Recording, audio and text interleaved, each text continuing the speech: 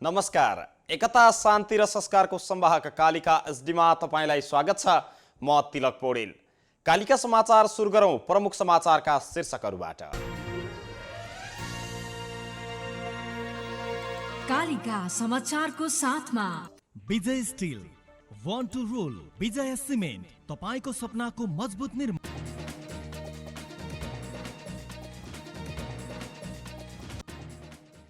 प्रधानमन्त्री ओलीले नैतिकताका आधारमा निकास दिनुपर्नेमा नागरिक अभियन्ताहरूको जोड। सार्वजनिक भएका भ्रष्टाचारका विभिन्न काण्डले विषम परिस्थिति निम्ति आएको ठहर। कानून बनाउँदा दलहरूमा प्रशिक्षणको कमी भएको सभामुख सापकोटाको भनाई। राजनीतिक दलहरूमा लोकतन्त्रको अभ्यास नभएको जिकिर। नियम पालना नगरे नयाँ वर्षमा लकडाउन गर्ने बेलायतका प्रधानमन्त्री जोन्सनको चेतावनी। महामारी अन्त्यमा कोरोना नियमको पालना गर्न आग्रह। र पहिलो टी20 न्युजिल्यान्डद्वारा वेस्ट इन्डिज 5 विकेटले पराजित।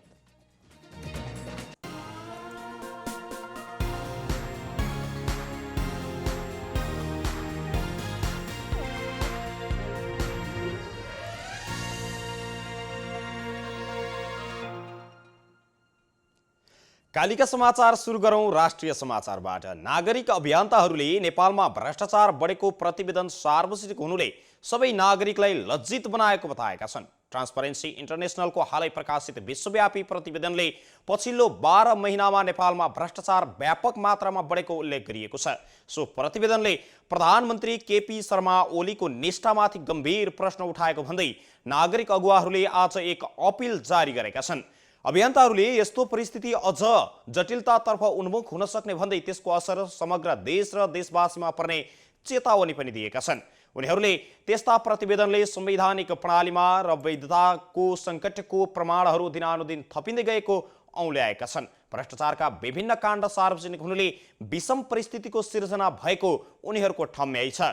यस्तो परिस्थितिबाट निकास दिनका लागि पहल गर्न पनि उनीहरूले सबैलाई अपिल गरेका छन्। ट्रान्सपरेन्सीको प्रतिवेदनमा एसियाली मुलुकमध्ये नेपालमा सबैभन्दा बढी भ्रष्टाचार हुने गरेको ठहर गरिएको छ। सो प्रतिवेदनले प्रधानमन्त्री केपी शर्मा ओलीको नाम नै किटेर उहाँले ठूला भ्रष्टाचारका विवादमा मुछिएका आफ्ना सहकर्मीको सार्वजनिक प्रतिरक्षा गर्ने गरेको जनाएको छ। प्रधानमन्त्री ओलीले नै भ्रष्टाचारको अनुसन्धान गर्ने निकायमा अनुचित प्रभाव पारी त्यस्ता घटनाको अनुसन्धान गर्न नदिएको प्रतिवेदनले ठहर गरेको छ। प्रतिवेदनले प्रधानमन्त्री पदमा आसीन व्यक्तिको संरक्षणमा नै नेपालमा भ्रष्टाचार बढ्दै गएको विश्वव्यापी सन्देश गएको पनि अभियन्ताहरूले उल्लेख गरेका छन्। प्रधानमन्त्रीले नै संवैधानिक नैतिकतामा द्रुत गतिमा ह्रास आउने कार्य गरिरहेको अभियन्ताहरूको अपिलमा जनाइएको छ। भ्रष्टाचारका कारण प्रधानमन्त्री ओली प्रतिको विश्वासको सङ्कट गहिरिएको समेत उनीहरूले बताएका छन्। अपिलकर्ताहरूमा श्रीहरि अर्याल, दिनेश त्रिपाठी, डाक्टर नारायण प्रसाद घिमिरे, रमेश प्रसाद खरेल, इन्दु तुलाधर, ओम प्रकाश अर्याल, इन्द्र प्रसाद अर्याल र राजन कुइकेल रहनु भएको छ। सभामुख अग्नि प्रसाद सापकोटाले कानून बनाउने सन्दर्भमा दलहरूमा प्रशिक्षणको कमी भएको बताउनु भएको छ। जनमुखी विधेयकहरू निर्माण गर्नका लागि राजनीतिक दल तथा सांसदहरूलाई प्रशिक्षण नहुँदा विज्ञको भर पर्नु परेको उहाँको भनाइ छ। आज काठमाडौँमा आयोजित संघीय संसद र प्रदेश सभा सञ्चालनका लागि अनुभव आदान प्रदान एवं अन्तर्क्रिया कार्यक्रमलाई सम्बोधन गर्दै सभामुख सापकोटाले यस्तो धारणा राख्नु भएको हो। सभामुख सापकोटाले राजनीतिक दलहरूभित्र पनि लोकतन्त्रको राम्रो अभ्यास नभएको अनुभव भएको बताउनु भयो। त्यसैले पार्टीहरूले सांसदहरूलाई राम्रो प्रशिक्षणमा जोड दिनुपर्ने पनि जोड दिनु भएको छ। अहिलेको परिस्थितिमा संघीयताको औचित्य पुष्टि गर्ने दायित्व आफूहरूमाथि रहेको समेत सभामुख सापकोटाले बताउनु भयो। पछिल्लो समय जनतामा पनि संघीयता आवश्यक रहेको छ भन्ने परेको उल्लेख गर्दै सभामुख सापकोटाले संघीयतालाई जीवन्त बनाउने दायित्व पनि सांसदहरूकै भएको बताउनु भएको छ। यस्तै राष्ट्रिय सभाका अध्यक्ष गणेश प्रसाद तिमिल सेनाले पनि संघबाट बन्नुपर्ने कतिपय ऐन कानुनहरू नबन्दा प्रदेश सरकार र स्थानीय तहलाई काम गर्न अप्ठ्यारो परेको बताउनु भएको छ। कार्यक्रममा कानुन, न्याय तथा संसदीय मामिला मन्त्री शिव माया तुङबा हम्फेले संघीय संसदको नियमित अधिवेशन सुरु गर्ने बेला आएको बताउनु भएको छ। परिवर्तन, विकास र चेतनालाई व्यवहारमा लागू गर्नुपर्छ भन्ने कुरामा सबैले ध्यान दिनुपर्ने बेला आएको पनि उहाँले बताउनु भएको छ। संस्कृति पर्यटन तथा नागरिक उड्डयन मन्त्री योगेश कुमार भट्टराईले संसारको कुनै पनि आकाशमा नेपालको हवाई उड्डयनलाई प्रतिबन्ध लगाउने औचित्य नभएको दावी गर्नुभएको छ। नागरिक उड्डयन प्राधिकरणले नेपालको हवाई क्षेत्रको सुरक्षा रिपोर्ट सार्वजनिक गर्न आयोजना गरेको कार्यक्रममा बोल्दै मन्त्री भट्टराईले संसारको कुनै पनि आकाशमा नेपालको हवाई उड्डयनलाई प्रतिबन्ध लगाउनु पर्ने औचित्य समाप्त भइसकेको दावी गर्नुभएको छ। तर पनि युरोपियन आकाशमा भएको प्रतिबन्ध हटाउन अझै केही कानुनी पुनर्संरचनाहरू गर्नुपर्ने उहाँको भनाइ छ।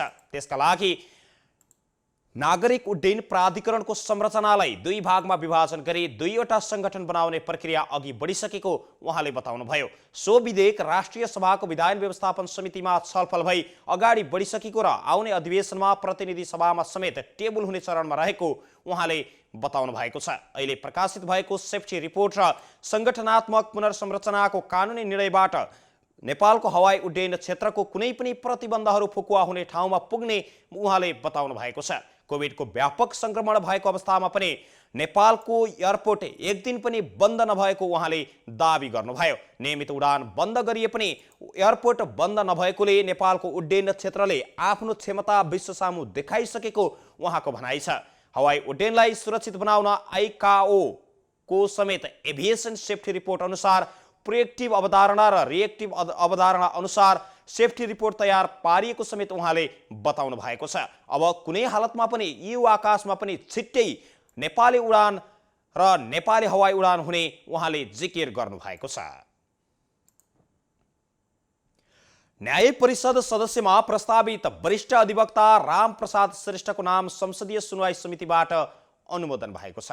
आज बसेको समितिको बैठकले न्याय परिषद सदस्यमा प्रस्तावित श्रेष्ठको नाम सर्वसम्मतिबाट अनुमोदन गरेको हो। नेपाल बार एसोसिएसन कार्य समितिको गत कार्तिक 22 गते श्रेष्ठको नाम सिफारिस गरिएको थियो। संघीय संसदको संयुक्त बैठक र संयुक्त समिति सञ्चालन नियमावली 2075 को नियम 26 को उपनियम 5 बमोजिम न्याय परिषद सदस्यमा श्रेष्ठको नाम अनुमोदन भएको समिति सभापति लक्ष्मण लाल कणले बताउनु भएको छ।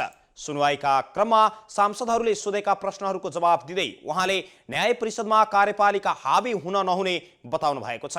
आफू सदस्यमा नियुक्त भएमा आफूले गर्ने कामहरूको विवरण पनि उहाँले प्रस्तुत गर्नु भएको छ। श्रेष्ठले आफू सदस्यमा नियुक्त भए न्यायाधीश नियुक्तिलाई नेपालको संविधान र न्याय परिषद ऐन अनुसार पारदर्शी बनाउन भूमिका खेल्ने उहाँको भनाइ छ। संसदीय समितिले अनुमोदन गरेसँगै श्रेष्ठ 4 वर्षका लागि परिषद सदस्य बन्ने बाटो खुल्ला भएको छ। श्रेष्ठ यसअघि पनि न्याय परिषद सदस्य भइसक्नुभएका व्यक्ति रहनु भएको छ। नयाँ संविधान बनेपछि उहाँ आफ्नो कार्यकाल पूरा नहुँदै पदमुक्त हुनुभएको थियो। नेपालमा पछिल्लो 24 घण्टामा 1703 जनामा कोरोनाको संक्रमण पुष्टि भएको छ। स्वास्थ्य तथा जनसङ्ख्या मन्त्रालयका अनुसार पछिल्लो 24 घण्टामा 1703 जनामा कोरोनाको संक्रमण पुष्टि भएको हो। यो सँगै नेपालमा हालसम्म कोरोना संक्रमितको कुल संख्या जम्मा 2,29,343 जना पुगेको छ। पछिल्लो 24 घण्टामा 1,226 जना कोरोना संक्रमण मुक्त भएका छन्। यो सँगै नेपालमा कोरोना संक्रमण मुक्त हुनेको संख्या 2,09,435 जना पुगेको छ। हाल देशभर 17,237 जना सक्रिय संक्रमित रहेका छन्। पछिल्लो 24 घण्टामा काठमाडौँ उपत्यकामा 822 जना संक्रमित थपिएका छन्। स्वास्थ्य मन्त्रालयका अनुसार काठमाडौँमा 579, ललितपुरमा 160 र भक्तपुरमा 63 जनामा संक्रमण पुष्टि भएको छ। पछिल्लो 24 घण्टामा थप 23 जना कोरोना भाइरस संक्रमणका कारण मृत्यु भएको छ। यस्तै यो सँगै नेपालमा कोरोना संक्रमणका कारण मृत्यु हुनेको संख्या 1,435 जना पुगेको छ। स्वास्थ्य मन्त्रालयका अनुसार पछिल्लो 24 घण्टामा 10,460 जनाको PCR परीक्षण मार्फत कोरोनाको परीक्षण गरिएको छ। उद्योग वाणिज्य महासंघ निर्वाचन तयारी सम्बन्धी नेपाल उद्योग वाणिज्य महासंघको निर्वाचन समितिले शनिबार अर्थात् भोलि हुने निर्वाचनको सम्पूर्ण तयारी पूरा भएको बताएको छ। निर्वाचन समितिका प्रवक्ता एवं निर्वाचन अधिकृत लीलामणि पौडेलले महासंघको नयाँ कार्य समितिका लागि शनिबार हुने निर्वाचनको सम्पूर्ण तयारी पूरा भएको जानकारी दिनुभएको छ। महासंघको चुनावका लागि 3 ठाउँमा मतदान केन्द्र तोकिएको छ। जिल्ला नगरतर्फका लागि कमलादी स्थित प्रज्ञा प्रतिष्ठानमा एसोसिएट तर्फका लागि कार्के बैंक्वेट थापाथली र वस्तुगत तर्फको लागि महासङ्घको केन्द्रीय कार्यालयमा मतदान हुने बताइएको छ। यस्तै कोरोना संक्रमित मतदाताहरूका लागि नेपाल प्रज्ञा प्रतिष्ठान कमलादीमा मतदानको व्यवस्था मिलाइएको एसोसिएट तर्फका लागि कार्के बैंक्वेटमा तोकिएको पनि महासङ्घको केन्द्रीय कार्यालयमा मतदान हुने गरी तय गरिएको पौडेलले बताउनु भएको छ। यस्तै निर्वाचन बिहान 8 बजेदेखि सुचारू हुनेछ भने शनिबार राति नै मतगणना सम्पन्न हुने गरी तयारी भइरहेको पनि बताइएको छ। महासङ्घको विधान अनुसार वरिष्ठ उपाध्यक्ष नै स्वतः अध्यक्ष बन्न पाउने व्यवस्था भए अनुसार हालका वरिष्ठ उपाध्यक्ष शेखर गोल्छा अध्यक्ष बन्दै हुनुहुन्छ। बाँकी पदहरूमा निर्वाचन हुनेछ। महासङ्घको वरिष्ठ उपाध्यक्ष पदका लागि वर्तमान उपाध्यक्षद्वय चन्द्रप्रकाश ढकाल र किशोर प्रधान चुनावी मैदानमा प्यानल सहित उत्रिनु भएको छ। यस्तै वस्तुगत तर्फ उमेशलाल श्रेष्ठ र अञ्जन श्रेष्ठको प्रतिस्पर्धा हुनेछ। महासङ्घको नयाँ नेतृत्वका लागि 1 वरिष्ठ उपाध्यक्ष, 3 उपाध्यक्ष र 60 कार्यकारिणी सदस्यका लागि 127 जना चुनावी मैदानमा छन्। कार्यकारिणी सदस्यहरूतर्फ 1 नम्बर प्रदेशबाट राजेन्द्र राउत, राष्ट्रियबाट सन्दीप अग्रवाल निर्विरोध निर्वाचित हुनुभएको छ। निर्वाचन समितिले 2 सदस्य निर्विरोध भएको घोषणा समेत गरिसकेको छ। गृह मन्त्रालयले बर्दिवास घटनाको छानबिनका लागि समिति गठन गरेको छ। महोत्तरीको बर्दिवास नगरपालिका 4 की 6 वर्षीय गुलाब खातुनको हत्याको घटनालाई लिएर भएको प्रदर्शनमा घाइते भई उपचारको क्रममा मृत्यु भएको विषयमा छानबिनका लागि उपसचिवको संयोजकत्वमा 3 सदस्यीय छानबिन समिति गठन गरिएको गृह मन्त्रालयले जानकारी दिएको छ। गृहले विज्ञप्ति निकालेर मृतक खातुन र प्रदर्शनका क्रममा ज्यान गुमाएका बुद्धिराज नेउपानेको परिवारलाई उचित राहत क्षतिपूर्ति उपलब्ध गराउन र घाइतेको उपचार खर्च सरकारले बेहोर्ने प्रक्रिया अगाडि बढाइसकेको जनाएको छ। खातुनको हत्यामा संलग्नलाई कारबाहीको माग गर्दै मङ्सिर 7 गते प्रदर्शन भएको थियो। प्रदर्शनकै क्रममा नेउपाने घाइते भएपछि उपचारको लागि हेलिकप्टर मार्फत काठमाडौँ पुर्याइएको थियो। उनको उपचारकै क्रममा निधन भएको हो। खातुनको हत्यामा संलग्न आरोपी प्रहरी नियन्त्रणमा रहेका छन्। एकता, शान्ति र संस्कारको संवाहक कालिका एसडीमा प्रसारित कालिका समाचारमा पालो भएको छ विज्ञापनको। तर त्यसभन्दा अगाडि प्रमुख समाचारका शीर्षकहरू एकपटक।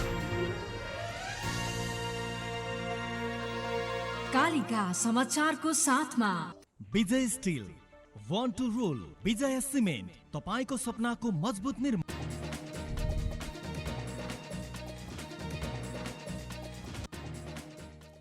प्रधानमन्त्री ओलीले नैतिकताका आधारमा निकास दिनुपर्नेमा नागरिक अभियन्ताहरूको जोड।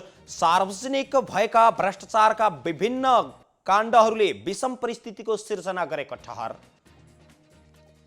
कानुन बनाउँदा दलहरूमा प्रशिक्षणको कमी भएको सभामुख सापकोटाको भनाई। राजनीतिक दलहरूमा लोकतन्त्रको अभ्यास नै नभएको जिकिर। कोरोना नियम पालना नगरी नयाँ वर्षमा लकडाउन गर्ने बेलायतका प्रधानमन्त्री जोन्सनको चेतावनी। महामारी अन्त्यका लागि कोरोना नियमको पालना गर्न सबैमा आग्रह। र पहिलो 2020 क्रिकेटमा न्युजिल्यान्डद्वारा वेस्ट इन्डिज 5 विकेटले पराजित।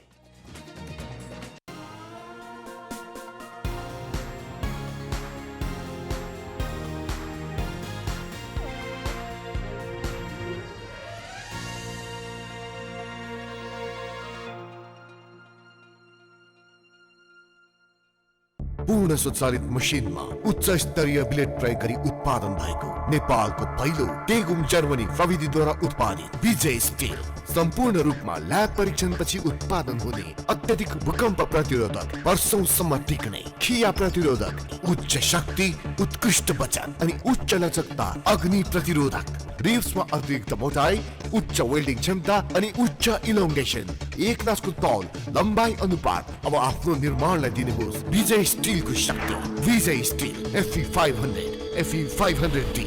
विजय स्टिल, बर्न टु रुल।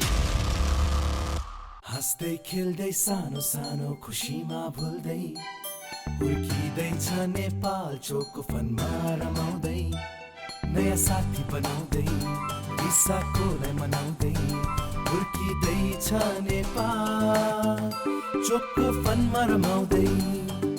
नेपालको सर्वाधिक लोकप्रिय chocolatey wafer Choco fun. Choco Choco Choco Choco Choco fun.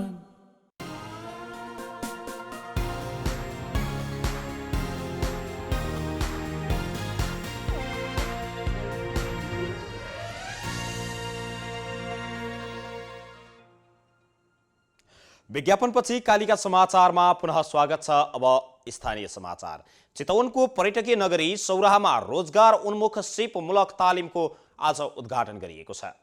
Brilliant manpower training centre प्रणाली काठमाडौँले सञ्चालन गरेको दिगो रोजगारीका लागि पर्यटन क्षेत्रका तालिम परियोजनाले आयोजना गरेको सो तालिम रत्ननगर नगरपालिकाका मेयर नारायण वनले उद्घाटन गर्नुभएको छ। सो अवसरमा उहाँले दक्ष जनशक्तिको अभावका कारण पर्यटन क्षेत्रको सेवा गुणस्तरीय हुन नसकेको बताउनुभयो।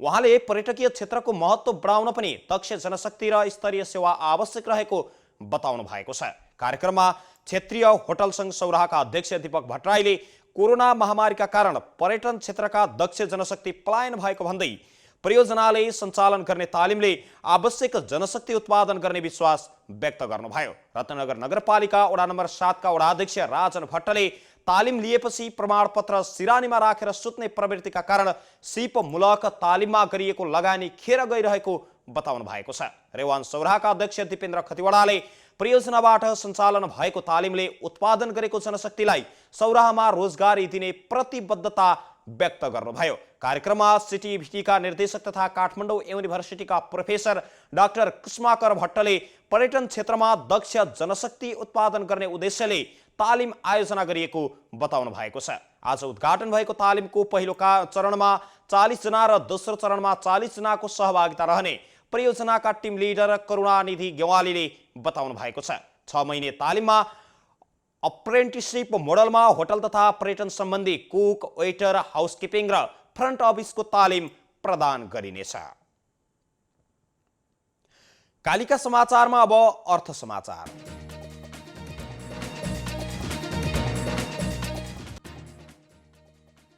रूपन्देहीको भैरहवामा निर्माणाधीन गौतम बुद्ध अन्तर्राष्ट्रिय विमानस्थल सञ्चालनका लागि सोलर प्लान्ट राख्ने तयारी भएको छ। ऊर्जा, जलस्रोत तथा सिँचाइ र संस्कृति, पर्यटन तथा नागरिक उड्डयन मन्त्रालय बीच विमानस्थलमा सोलर प्लान्ट राखेर विद्युत आपूर्ति गर्ने बारे छलफल भएको हो।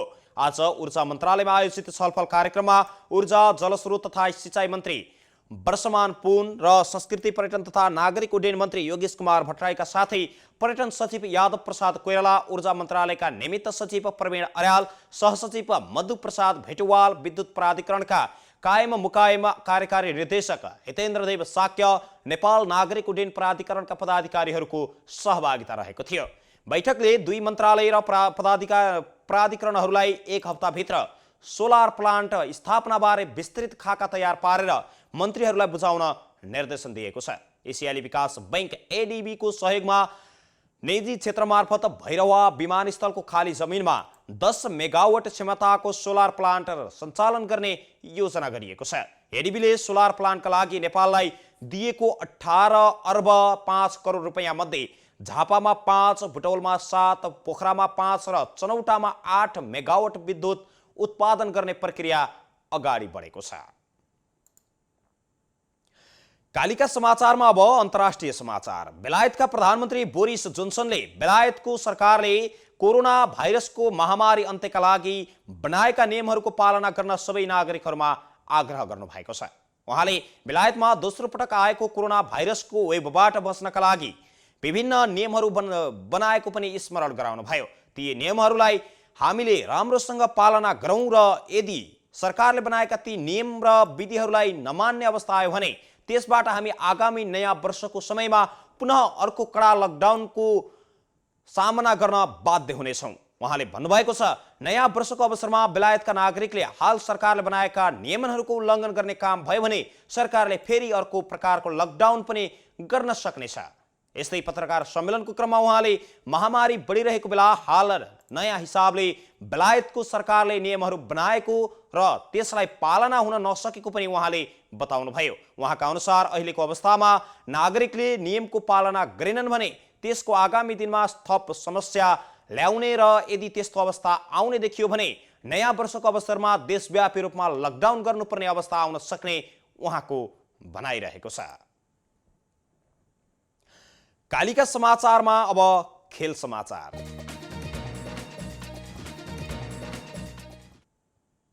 न्युजिल्यान्डले पहिलो टी20 क्रिकेटमा जित निकालेको छ। घरेलु टोलीले वेस्ट इन्डिजलाई पराजित गरेको हो। शुक्रबार वर्षाले प्रभावित भएको पहिलो खेलमा न्युजिल्यान्डले वेस्ट इन्डिजलाई डिएल पद्धतिको आधारमा 5 विकेटले हराएको हो। अकल्यान्डमा वेस्ट इन्डिजले दिएको 181 रनको लक्ष्य न्युजिल्यान्डले 15 ओभर 2 बलमा 5 विकेट गुमाएर पूरा गरेको थियो। न्युजिल्यान्डका लागि जेम्स नेसमले अभिजित सर्वाधिक 48 रन बनाए। न्युजिल्यान्डका लागि डेभन कोनवेले 40 रनको योगदान गरेका छन्। वेस्ट इन्डिजका ओसाने थोमसले 2 विकेट मात्रै लिएका थिए। त्यस्तै सेल्डोन कट्रेल र किरण पोलार्डले समान 1-1 विकेट लिएका छन्। यसअघि टस हारेर पहिले ब्याटिङ गरेको वेस्ट इन्डिजले 16 ओभरमा 7 विकेट गुमाएर 180 रन बनाएको थियो। किरण पोलार्डले अर्धशतकीय पारी खेले। 37 बल खेलेका उनले 4 चौका र 8 छक्काको सहयोगमा 75 रनको योगदान गरेका छन्। त्यस्तै आन्द्र फिल्ड्सले 34 रनको योगदान गर्दा फाबियन एलनले 30 रन बनाएका छन्। न्युजिल्यान्डका लागि लक्की फर्गुसनले 5 विकेट लिए। टिम साउथीले 2 विकेट लिन सफल भएका छन्। आजको खेलमा जित निकाल्दै न्युजिल्यान्डले 1-0 को अग्रता समेत बनाएको थियो। एकता, शान्ति र संस्कारको संवाहक कालिका एसडीमा प्रसारित कालिका समाचारको अन्त्यमा प्रमुख समाचारका शीर्षकहरू पुनः एकपटक। कालिका समाचारको साथमा Vijay steel, want to rule, Vijay cement, तपाईको सपनाको मजबुत निर्माण।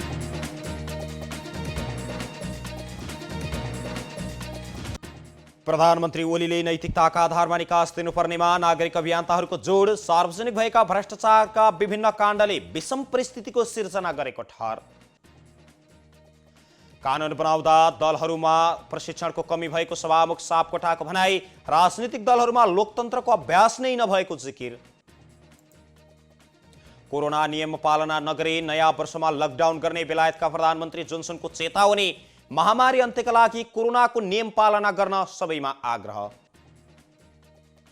र पहिलो टी20 क्रिकेटमा न्युजिल्यान्डद्वारा वेस्ट इन्डिज 5 विकेटले पराजित।